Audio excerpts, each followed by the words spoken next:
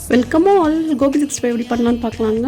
இதுக்கு வந்து நான் ஒரு மீடியம் சைஸ் காலிஃப்ளவர் எடுத்திருக்கேன். பேனில் வந்து தண்ணி ஊற்றி தண்ணி சூடானதுக்கப்புறம் அடுப்பு ஆஃப் பண்ணிவிட்டு காலிஃப்ளவர் அதில் கொட்டி ஒரு 15 மினிட்ஸ் அப்படியே வச்சுடுங்க. உள்ளே இருக்க பூச்சிலாம் வெளியில் வரதுக்காக.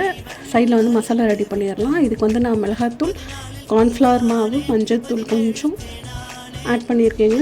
அது கூட வந்துட்டு நீங்கள் இஞ்சி பூண்டு பேஸ்ட்டு நல்லா இடித்து வச்சுக்கோங்க. அதோட கருவேப்பிலை வந்து நல்லா இடித்து வந்து அதில் சேர்த்துக்கோங்க. மேபி காஞ்ச கருவேப்பிலை பவுடர் நீங்கள் வச்சுருந்தாலும் அதை ஆட் பண்ணிக்கோங்க. இப்போ நல்லா 15 மினிட்ஸ் ஆகிடுச்சுங்க. காலிஃப்ளவர் எடுத்து மசாலாவில் போட்டு நல்லா வந்துட்டு கிளறி விட்டு மேக்னேட் பண்ணி ஒரு 15 மினிட்ஸ் to ½ hour வந்து அப்படியே வச்சுருங்க. அதுக்கப்புறம் எடுத்து எண்ணெயில் போட்டு பொரிக்கும் போது வந்துட்டு கொஞ்சோண்டு கருவேப்பிலையை வந்துட்டு கிள்ளி அதில் வந்து போட்டுருங்க. ஓகேங்களா?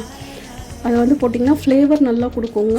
குழந்தைங்க கூட விரும்பி சாப்பிடுவாங்க. கருவேப்பிலை சாப்பிடாத குழந்தைங்க கூட விரும்பி சாப்பிடுவாங்க. டேஸ்ட் பண்ணி பாருங்கள். நான் வந்து சாதம் வடித்த கஞ்சி கூட தான் இப்போ இந்த காலிஃப்ளவர் வச்சு சாப்பிட்டேங்க. நீங்கள் எது கூட வச்சு வேணாலும் டேஸ்ட் பண்ணுங்கள். பாய், டேக் கேர்.